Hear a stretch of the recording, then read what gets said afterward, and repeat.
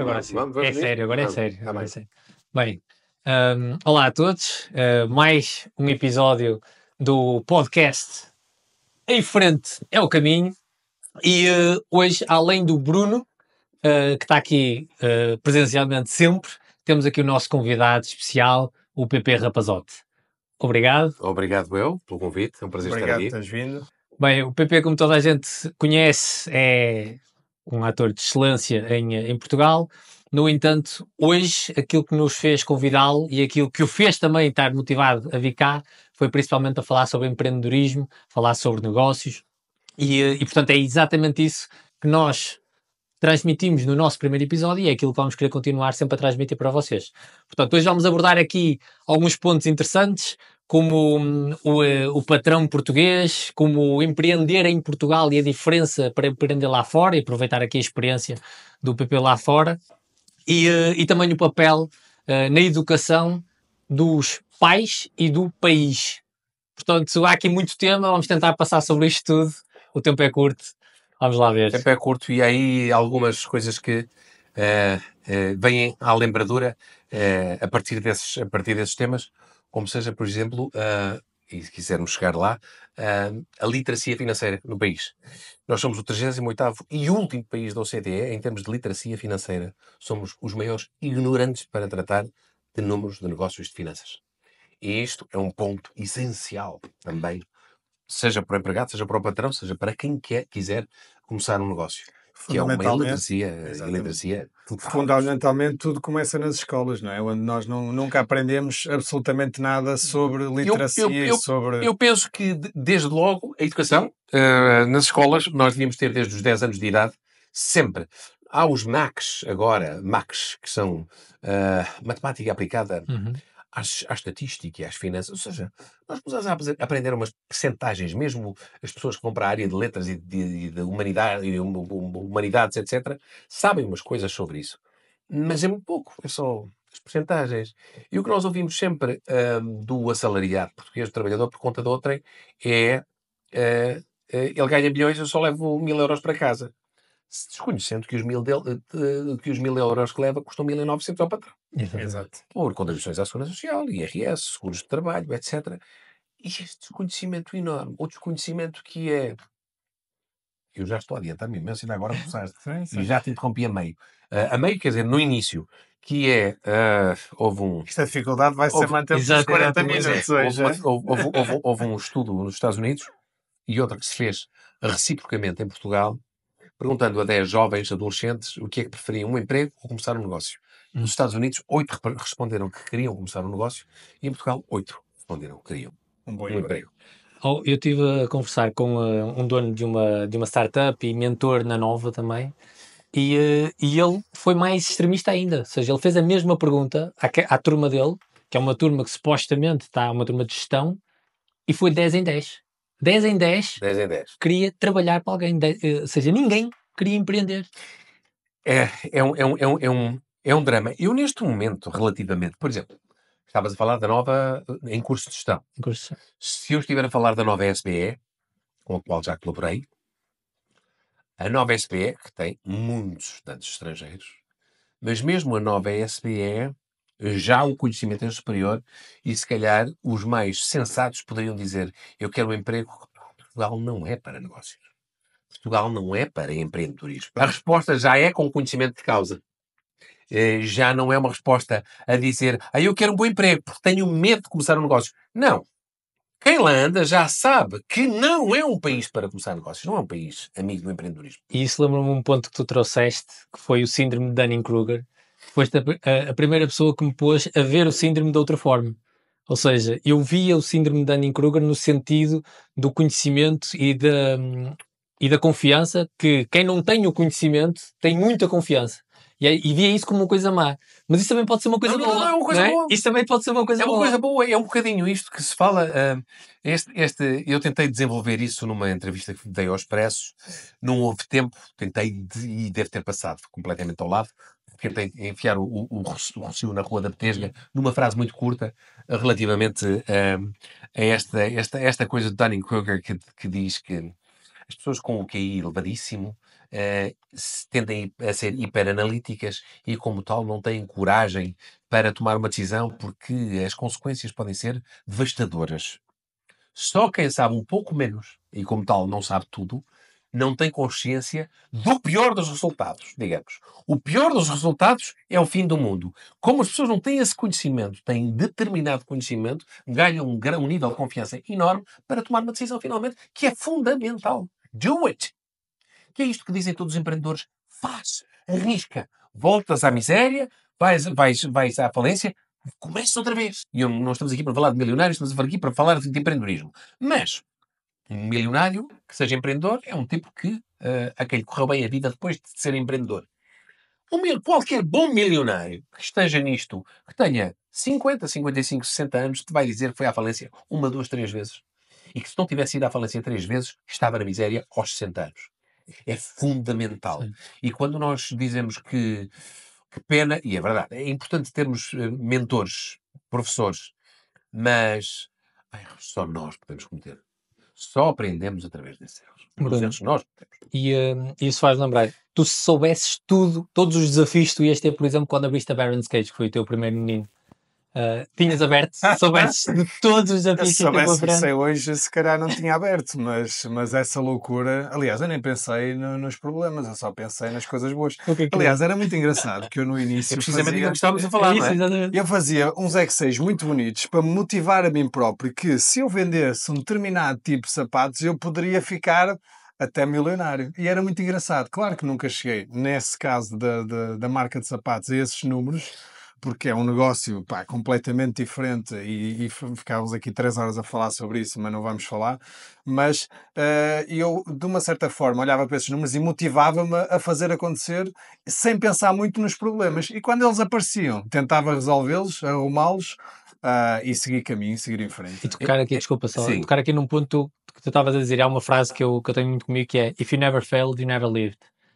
E em Portugal, falhar parece que é uma coisa humilhante. Se falhaste, se empreendeste e falhaste, isto é humilhante, és fraco. Há uma coisa horrível, e há uma coisa horrível que acompanha, há várias coisas que acompanham uma certa forma de estar psicológica, mental, na vida.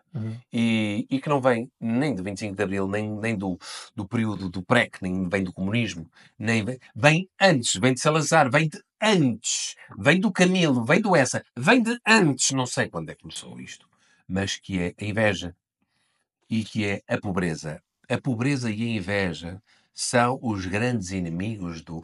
Como é que um tipo que está a fazer valet parking, que é o tipo que está a estacionar o carro à porta de um hotel de luxo, ou de um restaurante de luxo, em Los Angeles, em Beverly Hills, estaciona o último modelo da Rolls-Royce, o mais caro, ou um outro carro modificado e que custa 3 milhões, um Bugatti Chiron, não interessa. Hello, sir. One day I'm gonna be like you. Isto é o porteiro valet que diz: um dia eu vou ser com você. Aqui, o que é que vai na cabeça de um tipo destes? O que é que este filho de alguma senhora menos respeitável terá feito na vida para chegar a isto? Quantas pessoas roubou? Quantas pessoas roubou? Quantas pessoas enganou? E mal sabem eles que, para pagar ordenados, teve que ir à falência 3 vezes, teve que ir tocar a casa 5 vezes, divorciou-se 2 porque as mulheres ficaram na falência e não aguentavam mais esta insegurança. Tem 4 filhos que não vê porque as relações estão péssimas. Tudo em nome de um negócio e de um sonho que ele tinha e que acabou por cumprir. E então a reação é exatamente a oposta. Ou seja, o amigo do negócio são todos. Toda a gente quer ter negócios. Toda a gente quer ser bem sucedido na vida. E aqui em Portugal, o inimigo do negócio, sobretudo, o invejoso. Nós temos muita gente invejosa. Mas há 2 tipos de inveja, não é? Há a inveja boa e a inveja má. Eu, por exemplo, não, mas é esta a inveja. Já disse a eu sou invejoso porque um dia quer ser elogiado. Outro dia é o invejoso de ruim, de fuinha, etc. Eu já disse várias vezes que tinha inveja de muitas pessoas. E pá, tenho inveja do que tu tens, mas não no mau sentido, num bom sentido, no sentido tipo, como é que tu fizeste? E depois há uma coisa que cá não se aplica muito porque não há muito esse conhecimento. Mas no estrangeiro aplica-se muito, que é as pessoas têm inveja do resultado, não têm inveja do percurso. Exato. Isto é fundamental. Cá em Portugal eu não posso dizer isso porque as pessoas nem fazem a menor ideia de qual foi o percurso. Eu Têm um desconhecimento tal do percurso, só têm inveja do nem resultado. quero saber, nem quero saber. Sabes que eu, por acaso, notei com o nosso primeiro podcast que muitas pessoas abordaram-nos a dizer, pá, não fazia ideia da vossa história, da minha, da Marisa, como é que vocês chegaram onde estão hoje e tudo mais. E eu comentei com a Marisa, as pessoas devem pensar, têm uma ideia de nós, que nós já nascemos Claro. milionários ou que já nascemos com todas as posses e mais algumas. Vem a ponta do Ou seja, iceberg. as pessoas, exatamente, vêm a ponta. Ninguém fazia ideia da história que nós tínhamos para trás, de luta, de conquista, que tivemos que vender carros para poder capitalizar, para poder investir no nosso negócio. Não faziam ideia. E acho que é um bocadinho isto. As pessoas olham para a ponta do iceberg, ok, ele anda de Porsche, ele viaja, ele vai para o Dubai, mas não veem o que é que o Bruno e a Marisa fizeram 10 anos, 20 anos ou 10 anos atrás para chegar onde eles chegaram hoje.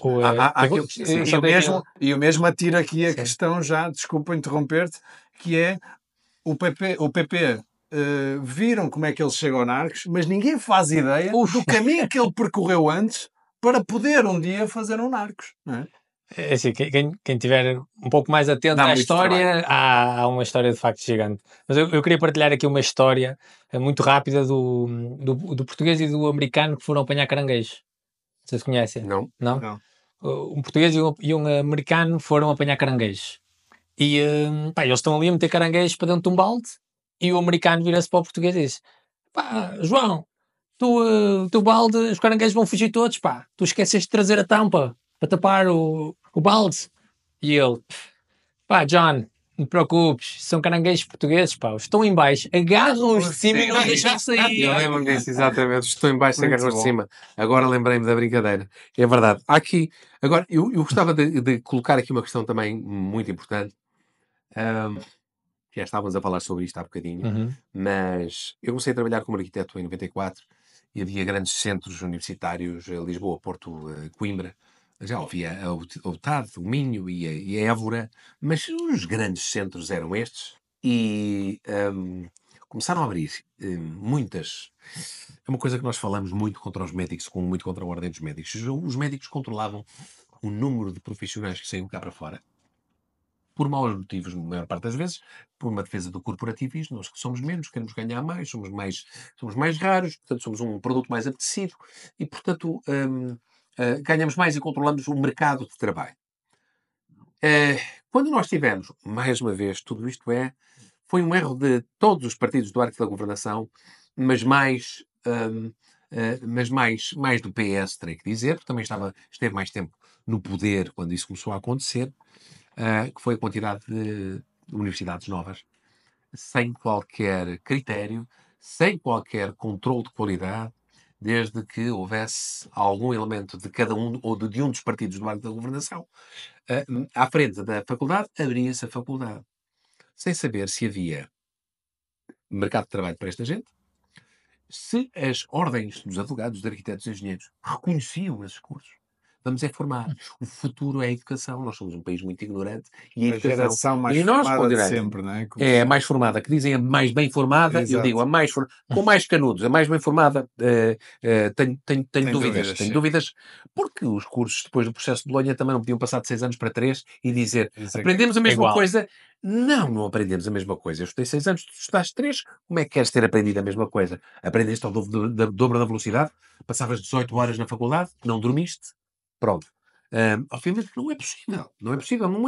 Não estou aqui no meu tempo é que era bom. Não é nada disso. É por simplesmente impossível. Se eu estudei 6 ou se estudei 3. Como nos Estados Unidos. Um tipo tira o bacharelato. Aqui em Portugal um gajo sai do técnico já com 5 anos de análise de álgebra de engenharia pura, de qualquer que seja o curso. Nos Estados Unidos, um tipo tem um bacharelado, estamos a fazer créditos, faço prova de vinhos, economia doméstica, desporto, etc. E depois digo, acho que my major is going to be in chemistry. Oh, és químico. Tiveste uma cadeira anual de química e és químico. E mesmo então, mas isto para dizer que práticos. Tivemos muito esta moralidade de a educação é que é o caminho, a educação é que é o caminho, a educação é o futuro. Não é. Porque nós, de repente, e ainda hoje, não me canso de alertar para isto, ainda hoje nos perguntamos, nos mais altos sítios, mais respeitados convénios, congressos, seminários, se pergunta como é que nós paramos esta sangria? Como é que estancamos a sangria de massa cinzenta que vai lá para fora? Eu digo, assim não estancamos. Então nós estamos a formar profissionais, alguns excelentes, sem qualquer ideia do local onde poderão vir a trabalhar ou contribuir para a economia portuguesa. Não há, desde logo, estamos a fazer o caminho ao contrário.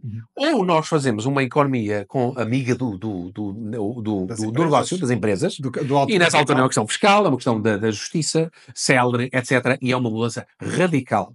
Mas quando temos um país que tem medo das reformas, tem medo de reformas, eu não vejo. E temos um problema, que temos um país com 3 milhões de reformados e mais 2 milhões de quase de função pública. Sim. E pegando um bocadinho no teu ponto, que é um ponto muito importante que eu me debato e que eu fico até um bocadinho revoltado, é que nós temos um país para ser o melhor país, não digo o melhor país da Europa, que somos muito pequeninos, mas temos um país, somos um país com muito potencial para ser um Luxemburgo, para ser uma Irlanda, não é? Por exemplo, a Irlanda cresceu, teve a mesma crise que nós tivemos, quando tivemos cá a Troika, e a partir daí cresceu brutalmente. Eu vou discordar contigo relativamente à Irlanda. Deixa-me só porque a Irlanda tem uma ligação enorme. É Reino Unido e Estados Unidos. Está numa ponte que Portugal não tem com qualquer outra parte do mundo. Estar no eixo Europa continental, Inglaterra, Reino Unido e depois Estados Unidos é completamente diferente. Não pode ser comparável. Nós, se tivéssemos 12,5% de IRC, íamos fazer metade do que os irlandeses fazem. Mas ia ficar tudo muito Mas ia ficar melhor. Íamos atrair alto capital, íamos atrair altas empresas em que podiam dar emprego a estes E muitas vezes, como nós vemos aqui no SPV, eu agora estava SPY, that's EDFs, mas o PSI 20, que são as sedes das holdings estarem todas na Holanda, não é? Dizem os CEOs e os donos que a razão tem mais a ver com a estabilidade fiscal do que propriamente com o grau da fiscalidade. Aqui nós estamos, ainda agora descemos 1% do IRC, queríamos descer 2%, 1% não é nada. Queríamos descer 2%, não descemos. Destruímos um orçamento de Estado completamente abastardado para poder passar. Se não é mais um tempo, 1 ano perdido, 2 anos, se calhar é uma legislatura inteira perdida. Sim. Suponhamos que este governo chega ao fim. É uma legislatura perdida. E esse chega ao fim, vem outro e volta a aumentar outra vez e andamos sempre nisto. Mas tocando aqui no ponto que até os dois estavam a discutir, da parte da vantagem de fazer crescer negócio cá em Portugal, o potencial que tem, e juntando aqui a parte da literacia financeira, mas ao nível do empreendedorismo. O que é que eu queria trazer isto aqui? Uma das formas que as empresas têm de conseguir atrair talento qualificado, pagando salários não tão altos, é muito utilizado lá fora, são as stock options. Ou seja, a empresa não te consegue dar já um grande salário, mas se tu acreditar nisto tanto como nós, atraindo-te para o negócio. Exatamente, atraindo-te para o negócio. Fazendo-te sócio do negócio. Fazem-te sócio do negócio, trazem mais compromisso da parte dos colaboradores. Essa é uma questão fundamental na literacia financeira. Por exemplo, agora, quem nos estiver a ouvir, que é muito importante, vocês, há tantas coisas para ler, desde logo o Rich Dad, Poor Dad, do Kiyosaki. Há muitas coisas americanas que não se aplicam a nós. Não se aplicam a nós, mas não, porque as questões são diferentes. Mas esta é uma questão muito importante, que é: a dívida não é obrigatoriamente uma coisa má. De todo. E é um dos princípios basilares. Eu trabalho e o meu rendimento sobre o trabalho é taxado a 50%. Estou a falar, em média, de impostos diretos e indiretos. Taxado a 50%. Estás a falar nos Estados Unidos, não é? Não, estou a falar cá. Sim, também. Taxado a 50%, não estou a falar IRS, IVA, etc. 50% já são os entraves, mas os ricos que ganham só. Não, isso é IRS só. Os ricos que não, isso é um escalão máximo. E a 80 mil euros, quando nos Estados Unidos são 400 mil. Exato. E consideram-se os ricos que não são ricos. 80 mil euros. Não, mas eu não refiro isso. Nós acabamos por termos determinados bens. Tu há bocadinho estavas a falar que vendeste automóveis para... Os automóveis faz sentido porque os automóveis é um bem que se deteriora com muita facilidade e perde valor com muita facilidade. Mas uma coisa que se faz muito nos Estados Unidos, que é stock options, ou mesmo stocks, ações, ou opções, ou ações, os warrants e as ações, que é pegar nisto e chegar ao banco e dizer isto vale X. Eu agora preciso de um empréstimo, este é o meu colateral, para poder investir ali, sem nunca vender as stock options, porque eu tenho confiança de que isto vai subir vertiginosamente. Quantas pessoas não fazem isto? Não, dívidas é mau. Vende tudo o que tiveres para ter a menor dívida possível para poderes investir no teu negócio. E acabamos por vender, acabamos por perder este investimento que vai subir mais 300% nos próximos 4 anos, acabamos por pagar 28% de taxa liberatória sobre mais-valias, e acabamos por fazer uma asneira desgraçada, perdemos 60% de dinheiro. Há uma coisa que se aprende muito o Kiyosaki diz sempre isto é, a dívida não paga impostos. Eu peço dinheiro emprestado ao banco e eu não pago impostos sobre isso. Mas paga juros? Pago. Dependendo do que estiver a fazer. Mas se estiver a comprar um juro imobiliário, se estiver a comprar um crédito de habitação, neste momento está mais alto, mas estava nos tempos do tempo das vacas gordas, ainda há pouco tempo, ou das vacas que estavam francamente magras, e nós pagávamos 1% ao ano. 1% ao ano ou 50% do dinheiro que tu ganhaste com o esforço e com o suor do teu trabalho. Exato. As pessoas têm muito medo disto. Dois conceitos fundamentais, que é não vender nunca aquilo que pode valorizar o nosso portfólio. E ter sempre em mente qual é o sentido do cash flow. Eu tenho um negócio. Eu vou comprar um apartamento para rentabilizar. O apartamento custou-me 300 mil euros. Eu vou conseguir alugá-lo por 3 mil. Eu vou pagar ao banco 1.600, suponhamos, 1.700 euros para pagar o empréstimo, que tenha dado o investimento inicial ou não. 300 mil não vais conseguir. E depois pago umas coisas assim, mas suponhamos, é o que ele diz, se me puser 100 euros no bolso, é claro que é preciso depois lá está ter um bocadinho de coragem, porque as coisas podem mudar um bocadinho, e os 100 euros no bolso podem passar 500 a 500 para fora. Exato. 100 euros é demasiado no limite. Mas façamos estas contas. Hoje em dia, eu peguei num mau exemplo, porque o imobiliário está péssimo, está tudo caríssimo. Mas pegarmos num negócio que nos ponha 1.000 euros no bolso, apesar de estarmos endividados em 400 mil ao banco, eu digo, 1.000 euros, desde que o cash flow seja para aqui, eu daqui a 30 anos, o imóvel ou o negócio é meu, está completamente pago. E vale o dobro. E vale o dobro. E eu continuo a meter 1.000 euros ao banco, ao bolso. Quando isso acontecer, quando o empréstimo estiver todo pago, o cash flow já é e muitíssimo maior. É este o princípio do risco. Falta-nos um perfil de capital, falta-nos uma mentalidade de capital de risco. Que é brutal. Venture capital nos Estados Unidos, aqui é zero. Porque nos Estados Unidos nós podemos ter alguém com 1 milhão de euros, 1 milhão de dólares. E vai investir em 10 companhias que, depois de estudar o perfil, o crescimento, aquilo que se anuncia, investe 100 mil em cada negócio. Basta-lhe acertar num para compensar o investimento inicial do milhão 10 vezes. Essa é a base do investimento em startups. Esta é a base do investimento em startups. É o venture capital e nós não temos esse princípio. O quê? Tu vais arriscar 1 milhão? Meu. Oh, cavalheiro, doutor, escute-me com atenção. Se falhar em 9 e você acertar num, e você estudou, acredita que estudou todos esses negócios e qual o futuro provável desses negócios, daquilo em que empreendeu. Se tiver confiança naquilo que fez, você não tem a certeza que se calhar acerta em 2, ou em 3, ou em 4.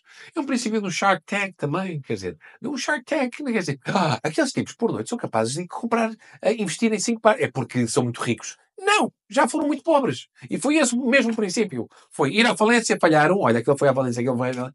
Perdeste o dinheiro, mas ganhaste imenso. Mas isso exige uma visão de longo prazo, porque ninguém aposta numa startup pelo aquilo que ela pode dar daqui a um ano ou 2. Ou seja, é daqui a 8, uma visão a 8 anos, é prever uma necessidade que vai acontecer. Se a startup tiver um serviço ou um produto com imenso potencial, com muitíssimo potencial, e que esteja na cara, cá em Portugal, se for vender um produto ou um serviço desses, tu não vais acreditar. Tens que acreditar na equipa de gestão também. É isso.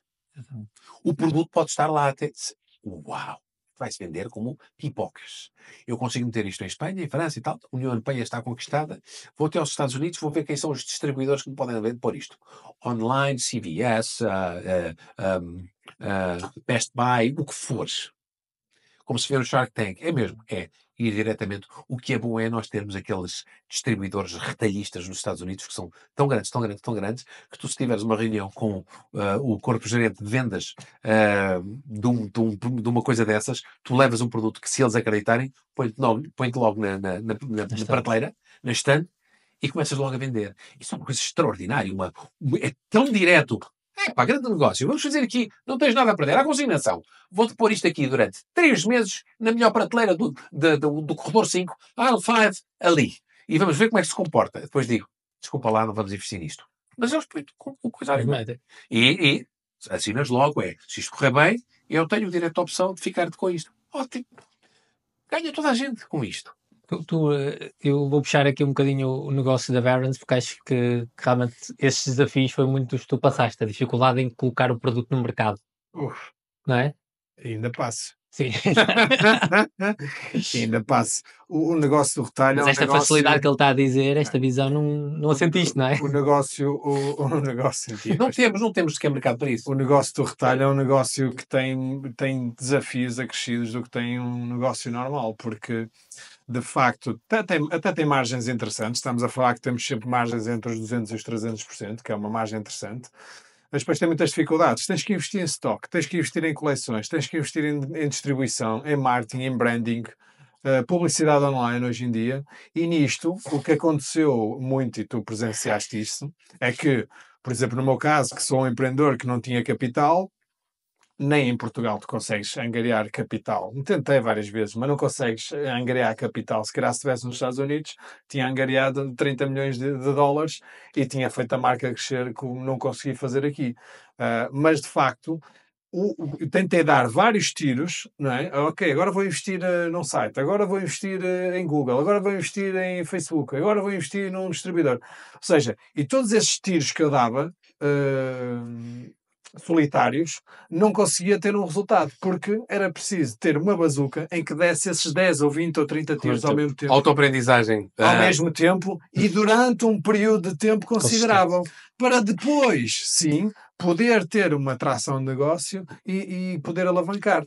Mas há aqui uma coisa, pegando nessas dificuldades que dizes, e de facto, é preciso atacar em todas as frentes e de facto é preciso algum capital, embora digamos que às vezes não seja necessário, mas aquelas ideias que há hoje, de haver aqueles miúdos com 15 anos, 16, 17 e que fazem 3 milhões em vendas por ano, que é esta coisa que é extraordinária. Um tipo que saiba fazer um bom site. Online.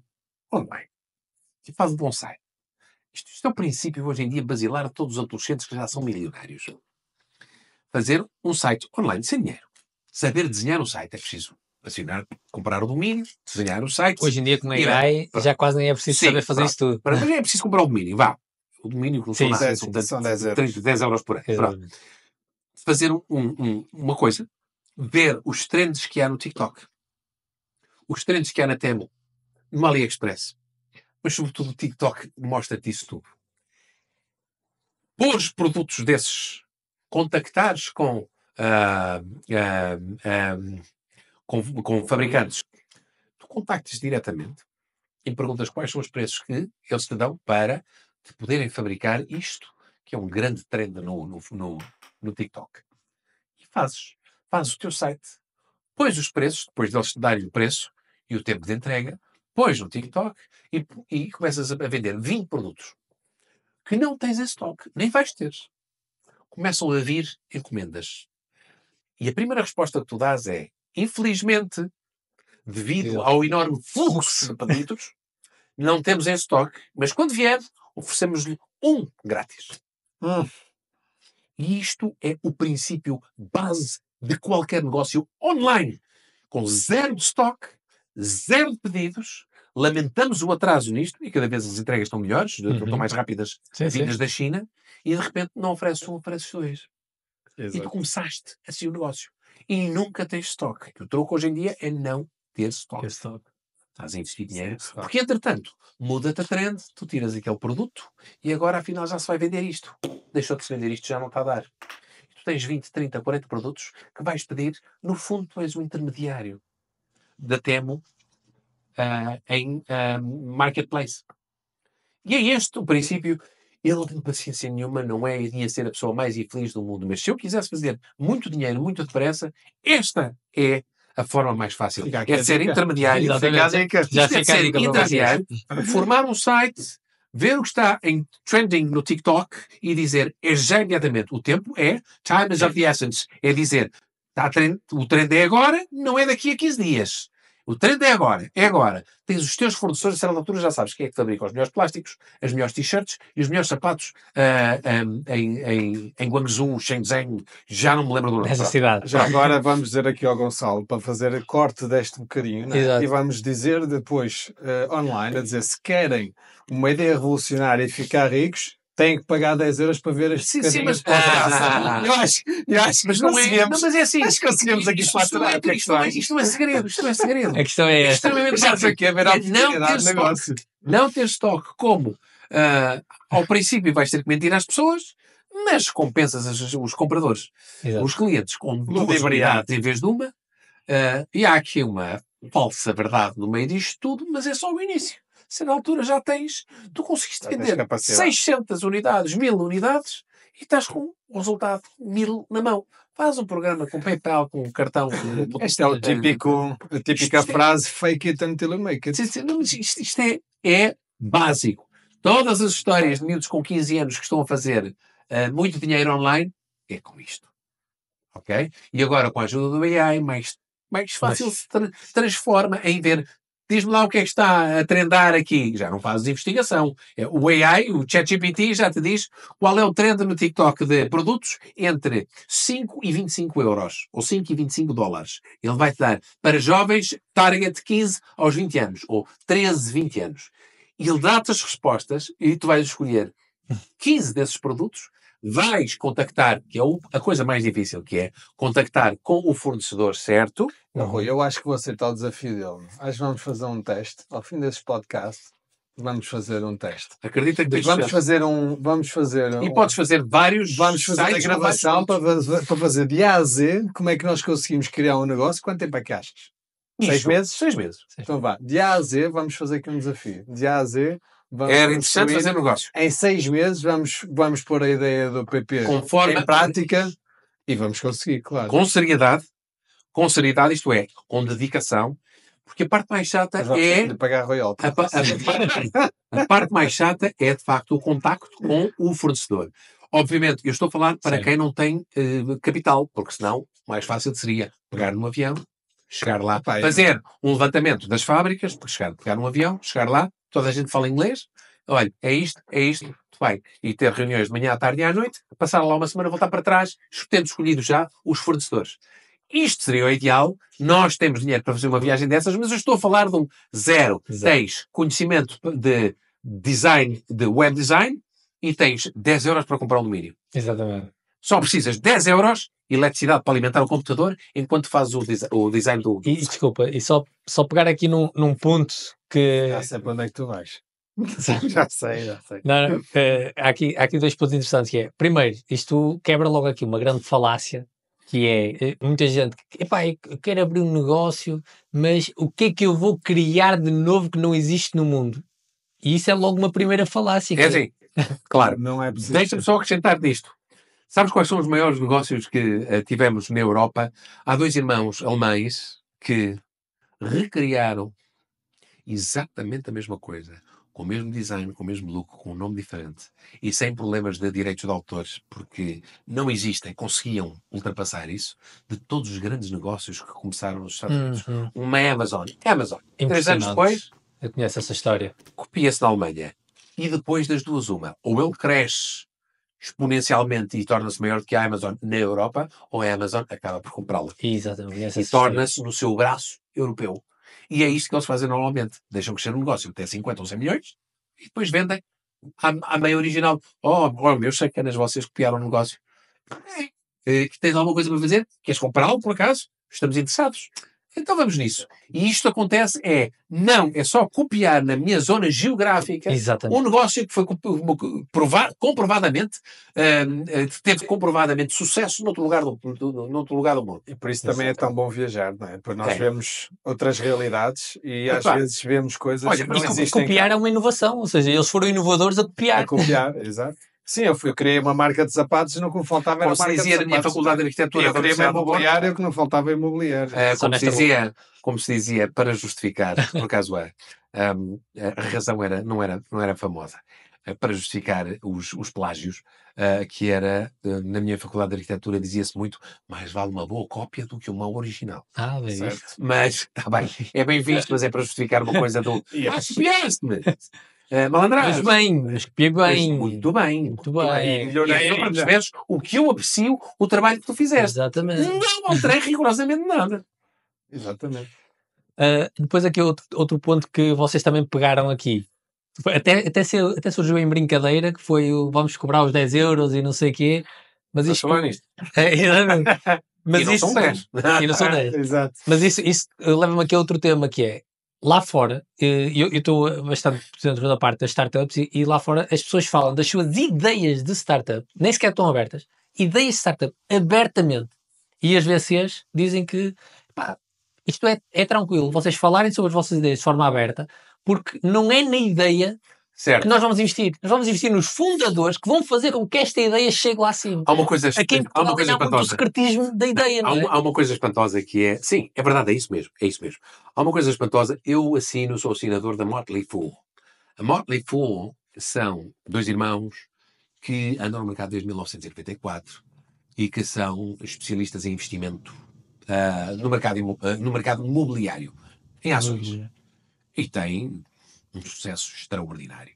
Então os tipos conhecem os mercados. E então, o princípio deles é o princípio do Warren Buffett, do oráculo de Omaha, não é? O Warren Buffett e o Charlie Munger. O Charlie Munger. Mingus é outro. Que já tem os 100 anos. E o princípio deles foi sempre o mesmo. Eu preciso de conhecer a equipa do Conselho de Administração, Board of Directors, o que é que vocês estão a pensar fazer disto? E eles conheciam a IBM, a Coca-Cola, etc, etc. É muito mais importante. Esta ideia não vale nada. Eu quero olhar nos teus olhos e ouvir-te a descreveres o teu entusiasmo, os passos que vais fazer. E em quanto tempo, quais são os objetivos, qual é a tua perspectiva de crescimento. Para ver, este tipo estava a falar com os pés assentes na terra, ambiciosamente, mas com os pés assentes na terra, não está a querer vender-me uma bandidagem qualquer. Quer dizer, não, daqui a 2 anos vamos andar todos a voar, porque eu vou ajudar a crescermos penas nos braços e vamos todos conseguir voar certamente daqui a 3 anos. Eu quero saber qual é o nível de consciência, qual é o plano de ataque e qual é o entusiasmo que eu vejo. E quais são os números. E, portanto, este Motley Fool, estes 2 irmãos e a equipa, que já é uma equipa de centenas de pessoas, conhecem diretamente as equipas dos CEOs das empresas da Nvidia, da Google, do Facebook, etc. E de todas as farmacêuticas, de todas as petrolíferas, de todos os bancos, todas as empresas do SP500 e mais, eles conhecem diretamente quem e como é o projeto e o plano que eles... E como cada vez também a Motley Fool é maior, cada vez há mais confiança. E, portanto, quando eles aconselham, aconselhamos a comprar isto, nível de risco e tal, moderado, não sei o quê, agressivo, etc., eles já falaram com todos os elementos dali. E por isso podem escrever, eu aconselho a comprar isto e agora vou-te apresentar 10 páginas a justificar porque é que eu aconselho a comprar isto. Falando com o CEO e o CFO e o COO, eu tenho aqui 10 páginas de projeto, de plano de futuro desta empresa, que me diz que a empresa vai crescer 10 vezes em 10 anos. Acho que um bom exemplo disso, acho que é o homem mais rico do mundo agora, não é? Supostamente. Pelo menos legalmente. O Elon Musk, não é? Que ele disse que ia criar uma empresa de foguetões e ninguém se vai lembrar de criar uma empresa de foguetões. E o que é certo é que ele consegue ser bem sucedido, em que falhou até a última oportunidade em que podia falhar, em que e conseguiu na última, ou seja, se falhasse mais uma, haveria falência de tudo, não é? e conseguiu loucamente fazer tudo acontecer. E também ninguém do seu bom juízo ganha 400 milhões de euros, como ele ganhou, ou 200 milhões de euros com a PayPal, e investe tudo em empresas que ele próprio dizia que tinha 10% de probabilidade de ter sucesso, não é? Aliás, eu acho que ele passou momentos, 5 momentos, diz ele, da vida, aflitíssimo, de falência da noite para o dia. E conseguiu vencê-los sempre. E Warren Buffett fala muitas vezes disso dele. Que é... não utilizou o termo, se bem me lembro, mas he's a gambler. É um jogador. É demasiado jogador. Um tipo apostar tudo até à meia-noite da noite anterior, prontinho com uma pistola apontada à cabeça a dizer: eu não sei se isso falha, que não, meus amores, eu gosto muito de vocês, mas o papá vai-se embora porque não aguenta mais. Isto é de uma autoconfiança gigantesca, mas acima de tudo é de uma inconsciência muito grande. Loucura. Tem que ter, não é? Tem que ter aquela fase de loucura. Tem que ter. Tem que ter loucura. Tem que ter loucura. Loucura total. Quem teve 5 vezes já para falir completamente, tem tido bilhões nas mãos. E falir era falir a sério. Falir a sério. Sim. Não é como eu falir, que se eu falir ninguém me liga e não faço mal a ninguém, né? Se eu e também não perdes muito. Também não perco muito. Agora, se eu falir, vai uma parte do país. Muito bom. Bem, pessoal, está aqui no nosso tema, nosso tempo. Obrigado. Espetacular. Acho que ficávamos aqui. Já passaram 40 minutos? Já passaram aqui a nossa meia hora que tínhamos colocado. Não, mas temos falarmos coisas muito interessantes. Mas também não queria dispersar demasiado e, portanto, acho que nós tocámos aqui nos pontos. Fizemos. Não foi? Pontos do país, acho que ficou só aqui a abordar um bocadinho a parte da educação, mas a parte de base... Não, mas a questão da educação foi sempre a questão da educação, que era a questão da moralidade. Isto diz-te numa frase só.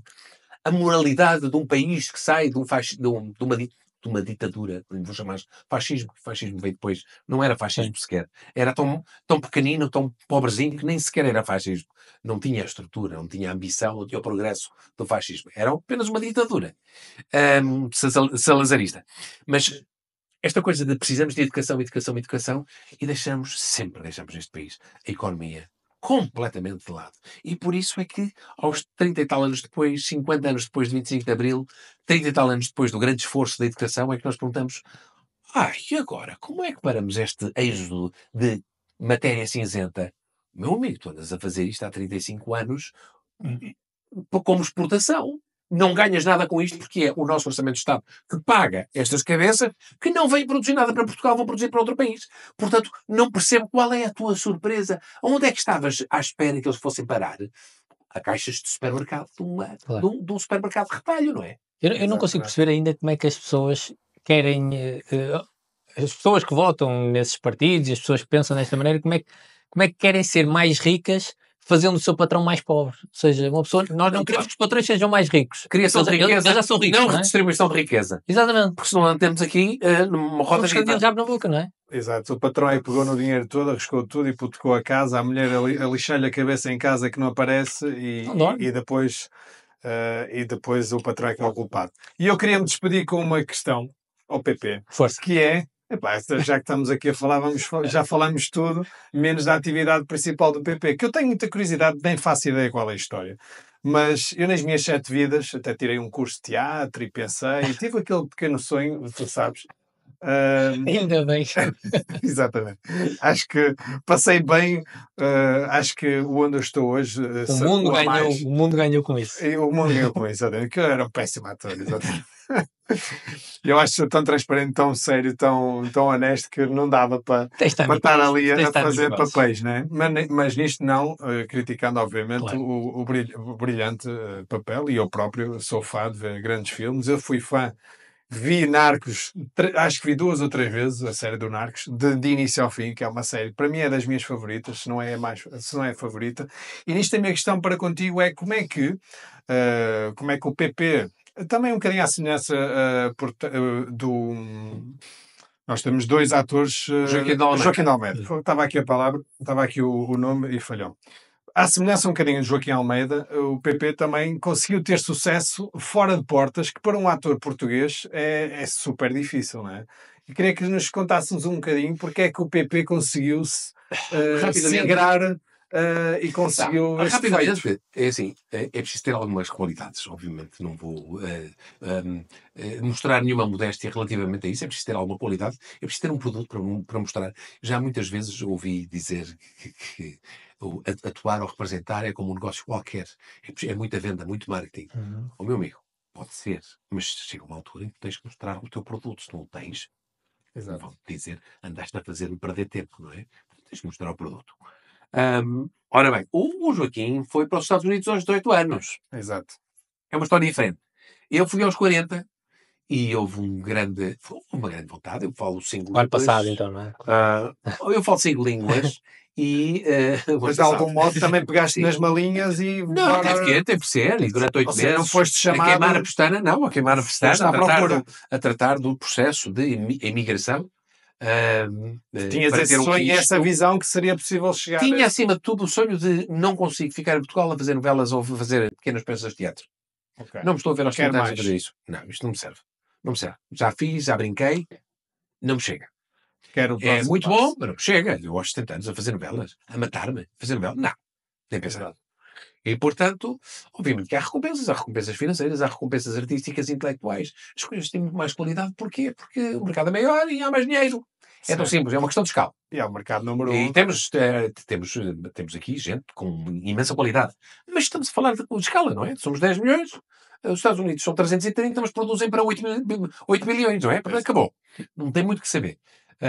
E, portanto, foi com muita perseverança a fazer telefonemas até às 4 da manhã, porque em Los Angeles são 8 para horas de quem? diferença. Para agentes? Para agentes, representantes, managers, para depois me levantar às 7, para depois ir para o estúdio com 3 horas dormidas e com o texto sabido, etc. Castings. Com um dossiê destes, eu sou o primeiro a oferecer. Eu disse, Pepe, como é que tu foste lá? Diz-me lá. Hoje em dia perguntam-me, olha, Pepe, estás no teu agente? Ninguém te recebe. Se tu não mostrares, se não tiveres um show real, etc, etc. E já agora, toma lá, tens aqui o meu dossiê de imigração, que é este. Eram as páginas amarelas. E a malta diz... Não, obrigado. Diz uns palavrões e vai-se embora. Tenho sempre o meu dossiê em papel. Foi isto que eu fiz. Até às 4 da manhã, porque não tinha tempo noutras horas. E, portanto, é preciso muita força e muita vontade e muito desejo. E tiveste um... Lá está. O resultado é ótimo. O percurso é pronto. A ponta do iceberg. Já ofereci várias vezes a vários atores. A todos os atores. Qualquer ator que me peça ajuda para fazer, eu digo. Tu ajudas, claro. É isto que tens que fazer. E até estou em digital, terás que imprimir tudo. Porque as pessoas querem os resultados, mas... E o SCIS, que são o Departamento de Imigração dos Estados Unidos. E, portanto, dá muito trabalho. Tudo depende do teu desejo aqui. Quanto é que tu queres? Porque as pessoas que ambicionam os resultados... Hoje em dia tenho andado a ter mais cuidado porque já passei 2 vezes 8 meses fora de casa sem vir cá. Com mulher e 2 filhas. Isso destrói a vida de um gajo. Altera completamente a vida de um gajo e pode até levar a separações, etc. Opa, as pessoas mudam. 8 meses de separação, como quem estava a pescar bacalhau à linha na Terra Nova. Epá, é aquelas histórias que a malta ouve do barquinho e a malta ali a passar frio durante a noite, 20 graus negativos, à espera de ver um bacalhau aparecer. Epá, faz moça em nós, faz moça em que cá fica. E levar o nosso produto lá para fora, não só o ator, mas também a produção, como por exemplo, tiveste ali uma participação especial, que realmente foi uma participação que notou-se ali a diferença na série Rabo de Peixe. Sim. Que é uma série que ultrapassou Portugal. Que estará a chegar aí com a segunda temporada. E é verdade. É? A mulher é açoriana, portanto está muito contente. Não, é espetacular. Por acaso essa foi também eu devorei aquilo. É que ainda por cima ele teve uma participação que era ali, pá, on spot. Os retornados, os repatriados. Acho que o PP tem um estilo Vai estar na muito segunda próprio. temporada também. Bom. Acho que o PP tem um estilo muito próprio. Acho que é mesmo dele, está intrínseco. Ele faz aquilo com uma naturalidade que até parece que ele é mesmo assim, não é? Esse é um bom ponto. É assim tudo tão natural ou foi trabalhado? Há sempre um trabalho, mas é preciso ter uma inconsciência no sentido de ter uma liberdade e uma leveza que nos permite fazer todo o trabalho de autocrítica antes ou depois. Durante, não está cá. Vou fazer o melhor do que eu sou. Ficou tudo aqui no cerebelo, on the back of your mind. E só depois é que queres criticar. Criticas antes e depois. O ator que se observa, por isso é que eu falo da naturalidade, enquanto faz, vê-se da cara. Este tipo está a pensar no que está a fazer. E como tal não está a fazer a personagem. Está a fazer. Exato. Isso vê-se. Está a pensar a personagem, não a Portanto, ser a é personagem. o antes e o depois. E eu cada vez estou mais baldas, no bom sentido. Cada vez estou mais descontraído. Não faço. Não penso no que estou a fazer. Por isso é que se diz muitas vezes, e as pessoas dizem, ao princípio eu achava estranho, não representes, pá. Don't act. Não representes. Não representes porque isso vê-se. Só para terminar, qual é que foi a tua pior experiência nos Estados Unidos? A pior experiência nos A Estados pior Unidos. experiência, pá, foi mesmo... Nos Estados Unidos tive Eu gosto- algumas. Eu gosto mesmo de saber as piores histórias. Eu Epá, senti tipo um momento Eu não vou dizer pior, as piores, menos as piores bom, experiências. mais onde aprendeste São. mais, vá, que me queres Não, chamar. não, onde aprendi mais. Onde aprendeste que foi um momento não muito bom, não Não muito muito bom agradável, foi- mas que foi uma aprendizagem. Os sets nos Estados Unidos, onde se passam as filmagens, não são o lugar mais agradável do mundo. Antes, pelo contrário. São extremamente desagradáveis. As pessoas são extremamente frias. Há uma hierarquia extremamente marcada. Os sindicatos têm muita mão nisso. Não abdicam de ter um primeiro assistente, um segundo assistente. Cada ator tem um assistente pessoal que anda sempre atrás de ti. Não precisas dele para nada, rigorosamente nada. Só para te segurar em qualquer coisa enquanto vais à casa de banho, aliviar-te. Obviamente que é estúpido isto, se não precisa de ti para nada, desaparece. Mas uma água, não sei o que, não sei o que mais. Pronto. E, sobretudo, isto era uma piada, não sei se perceberam o que é. Ninguém precisa de ir à casa de banho com um gajo atrás para Estou segurar a o tentar quê? dramatizar um bocado, Pronto, só que eu não estou a rir. Estou a Vocês não dramatizar se este riram, eu só momento. não quero é que levem a sério. Não, e depois Mas, vamos que é, o Gonçalo vai para uma música assim dark. nós temos uma forma de estar os latinos muito descontraída. Nos Estados Unidos tem que se obedecer à hierarquia. Portanto, eu não posso estar a perguntar ao tipo dos props, dos... epá, que arma é essa? Armas falsas, não sei o que e tal. Isto é uma AR-15, estamos não sei o que mais, e vem primeiro cena de o que é que queres, pá? Tens de falar comigo primeiro. Exato. E há sempre... É um ambiente desagradável. E as estrelas americanas, e toda a gente aprende isto quando vai para uma grande produção nos Estados Unidos, que é, a expressão americana é mesmo esta, e eu também uso para português. It's all about who has the biggest dick on set. É quem tem o maior sexo no set. Isso é que frisa a tua importância enquanto ator, enquanto estrela no set. E, portanto, todas as pessoas são desagradáveis. E todas as pessoas te tentam rebaixar. E todas as pessoas te tratam mal. Os colegas. Há colegas bons. Há outros que não têm nada a ver contigo. Se de repente fosses contracenar com o Clint Eastwood, tem 90 e tal anos, está-se perfeitamente a borrifar para o gajo português que não sei é. E, portanto, até pode achar graça, não é? Agora, se eu arranjar um gajo da minha idade, um gajo mais novo, um gajo, geralmente, até as mulheres, tudo é concorrência uns dos outros. E, portanto, as pessoas são extremamente desagradáveis. Portanto, se me perguntares uma especial, não me lembro de uma especial, mas é tudo tão, tão desagradável. É tudo tão desagradável. Vieste a viver nos Estados Unidos? Ou não? Não. Depende da cidade, mas Los Angeles nunca. Portugal Portugal. é o país onde vai Pagar impostos cá, ir lá fora trabalhar, voltar para cá, família cá. Somos o país do maior bom senso do mundo. Falta-nos um bocadinho de iniciativa, falta-nos tudo isto que estivemos a falar. Empreendedorismo. Falta-nos isto, empreendedorismo. É o que nos falta, é só o que nos falta. E alto capital. Que é muito. Mas nem sequer o alto capital. Boas ideias, começar a crescer devagarinho, com pouco capital. Não preciso de muito capital. Com uma boa ideia não preciso de tanto capital. Mas é preciso este bocadinho que nós tivemos a falar aqui das câmaras para cá é o que realmente nos falta no país. Ter estas conversas também, não é? Ter estas conversas. Educação, empreendedorismo, venture capital. Nem os grandes gigantes portugueses se arriscam. Nem arriscam. Grupo Sonai, Grupo Jerónimo Martins, a Banca Portuguesa. É tudo ups. É investimento tradicional. É investimento tradicional. Ninguém arrisca. Não há venture capital aqui. Só para terminar também aqui da minha parte, estive no Building the Future, um evento promocionado pela Microsoft, e estava a ouvir o CEO de uma startup a dizer que é mais fácil abrir um banco, porque segue todos umas guidelines que está ali e é aquela Já coisa... Toda a gente sabe, é assim, do que abrir uma fintech. Uma startup fintech, porque não há roadmap, não há guidelines, não há nada, está construído do zero. E não há suporte, não há escolas, não te ensinam isto em lado nenhum. O desconhecido. É o desconhecido. O desconhecido neste país é o pior inimigo. E umas startups são sempre desconhecidas. As startups são sempre desconhecidas. Exato. Estamos a trilhar o E caminho. 99% delas falham. Se não for Ou mais. Muito bem. Bem, Infelizmente temos de terminar, né? É.